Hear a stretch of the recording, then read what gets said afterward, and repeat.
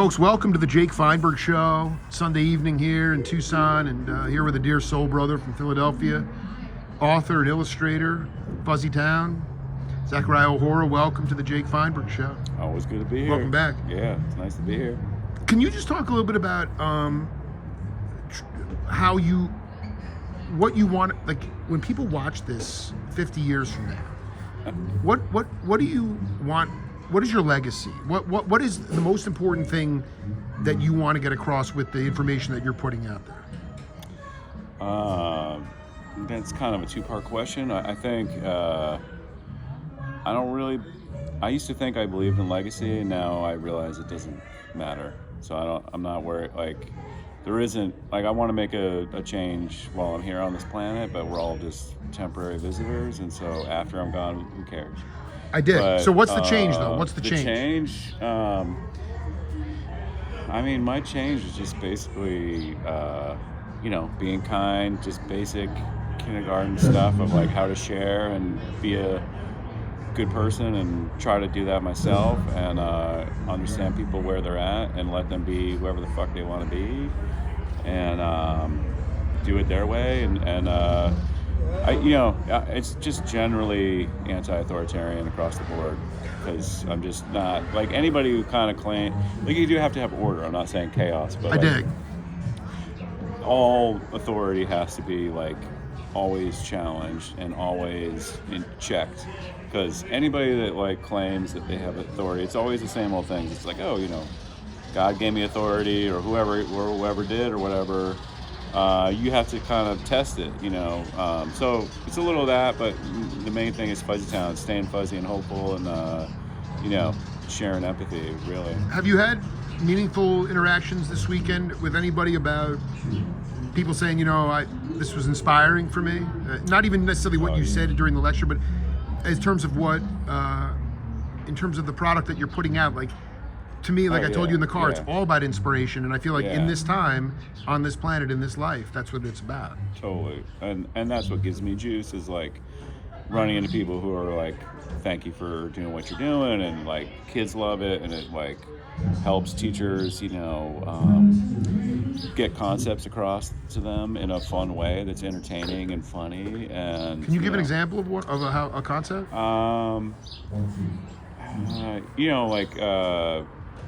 Like I have a book called My Cousin Momo, and it's about a flying squirrel who visits his like sort of regular squirrel family, and they're pumped about him being a flying squirrel, but he's super shy, and it's about managing their expectations. Where they get super pissed off because he doesn't act the way that they are expecting and hoping he's going to act, and then once they get past their anger, they realize that everything that he does, because he does it different, is actually fun if they give it a chance, check it out.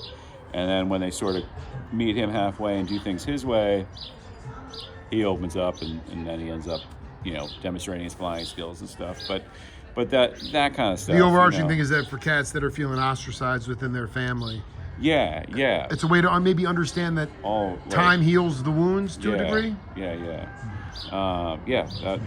That's what my intention of it. What was cool is that like all these educators, teachers, and librarians and stuff, they started using that book to talk about autism and like made the main character like stand in for autism and explaining it to kids. And I didn't actually intend that. That's just what's cool about you put stuff out in the world, and then these other people are also like the taking boomerang it, and they're taking it to another level that I can't take credit for. But then I was like, oh yeah, that fits, and that's what led to the the show stuff. Just that kind of subject line, but I didn't intend it. I always like championing the weirdos, and making weirdos, like a positive thing. To me, it's better to be weird than, normie. And but they took it to another level. Can you just talk a little bit about your relationship with? I can feel his presence here tonight. Skinny Dennis is open in Nashville, and I'm going down there for Shred and nice.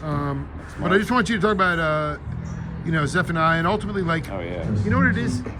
You guys had the real lived experience of dogma, a lot of dogma and a lot of insanity, and yet you come out the other side and you're talking about throwing that rock in the water and watching the ripple effects and how you're not taking credit for it.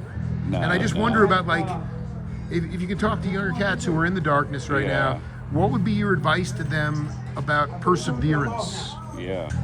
I mean, that's everything. You know, even as a... But going back to the New Hampshire days, like, Yeah. how did you get to... Because, I mean, this stuff is all evolved to this point now.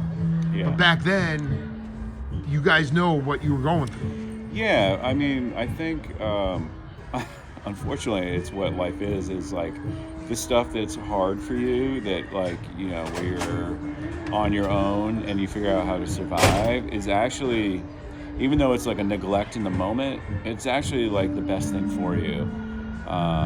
Which I realize, and which is such a, you know, no one knows how to parent. There's no real book for it. You know, like, everyone just does their best or whatever. But, like, when you look back on it, it's like all the things that were sort of hardships and that, like, were whatever, you know, were uncomfortable and made you grow and realize you're like, okay, I can survive on my own, or, you know, I'm not going to put up with this. I'm going to, like, change my life or whatever. Like, all that stuff was like everything you need, you know, which is, like, in its own way kind of like a biblical concept, because it's like, you know, like crushing the coal to make a diamond type stuff, and it's like, that's real, you know, just like lifting weights, you know, you're like tearing your muscle down and giving it resistance in order for it to make it stronger. And so all that stuff from how we were brought up, even though I hated it as a kid, and I wouldn't do it.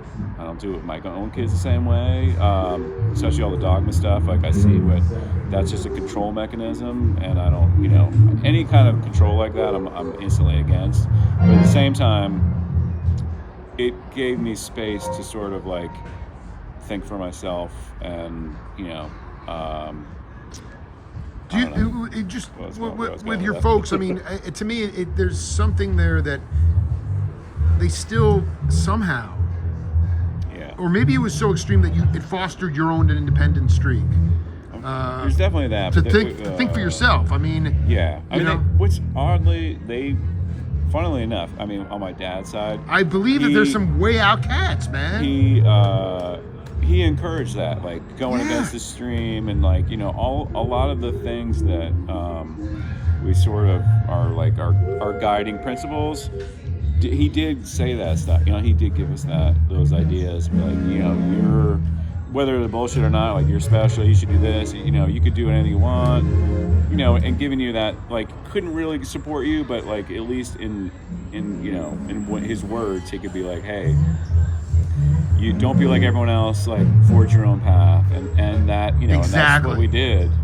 I mean, in some ways, that's the most important thing.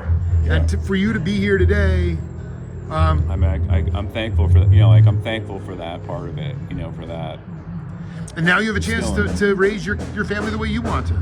Yeah. You know, and that's the beautiful thing about living in freedom. And I just, before we go, I just want you to talk a little bit about how you stay inspired today. Ultimately, I try to be in the now. I don't really always, but you talk a lot about walking. Yeah. And, like, tonight, what you're about to experience with me is like the same thing. It's the ability to get out of your thinking mind and still be productive. Totally. And I just wonder how you are going to move forward in these times. Just like we always have, you know, like, just going to do what I'm going to do, and it's not going to change it. Like, you know, how you say things, and maybe having a stronger response might be necessary than normal. Maybe, I don't know, but you gotta stand your ground. You mean know. like what do you mean by that? More forceful. Maybe, I don't know. None of it changes anything for me as far as, like, my blazing a path for as long as you're here. I'm gonna just do what I'm gonna do. Like, it doesn't matter who's in charge or claims they're in charge. It's, you know, you're just gonna do you. Everyone should do that, you know. Zachariah Ohora, man, you're making my year, man. It's such an honor to see you, man. Thanks for being part of the show. Thanks for having me, man. It's the Jake Feinberg Show. See you later.